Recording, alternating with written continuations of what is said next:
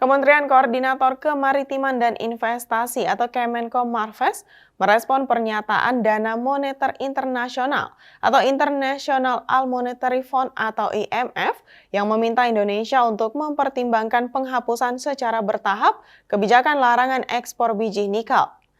Juru bicara Menteri Koordinator Bidang Kemaritiman dan Investasi, Jody Mahardi mengatakan pihaknya menghargai perspektif IMF terkait kebijakan pemerintah melarang ekspor bahan mentah tambang.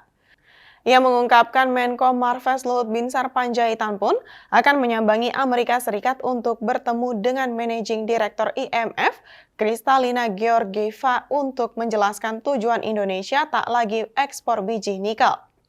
Menurutnya hal ini menjadi kesempatan bagi RI untuk menjalin dialog yang konstruktif dan berbagi tujuan dalam menciptakan Indonesia yang lebih berkelanjutan, adil dan sejahtera.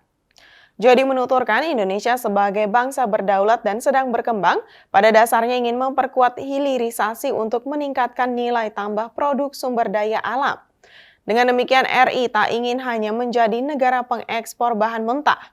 Ia juga menegaskan konsep hilirisasi tidak hanya mencakup proses peningkatan nilai tambah, tetapi juga tahapan hingga daur ulang yang merupakan bagian integral dari upaya RI untuk menjaga keseimbangan ekosistem dan menekankan pentingnya keberlanjutan. Mengutip Kompas.com, sebelumnya melalui dokumen IMF Executive Board Concludes 2023, artikel For Consultation with Indonesia, lembaga itu meminta pemerintah RI untuk mempertimbangkan penghapusan kebijakan larangan ekspor biji nikel. Dalam dokumen itu disebutkan Direktur Eksekutif IMF menyadari Indonesia tengah fokus melakukan hilirisasi pada berbagai komoditas mentah seperti nikel.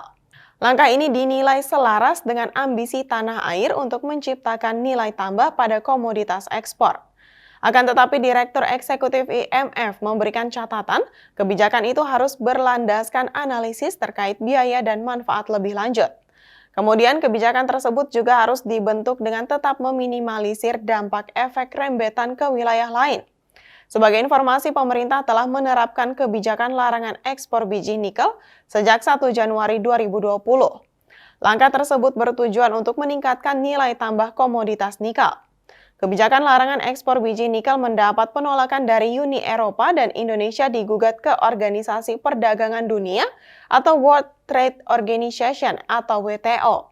Pada Oktober 2022 lalu, Uni Eropa berhasil memenangkan gugatan terhadap Indonesia.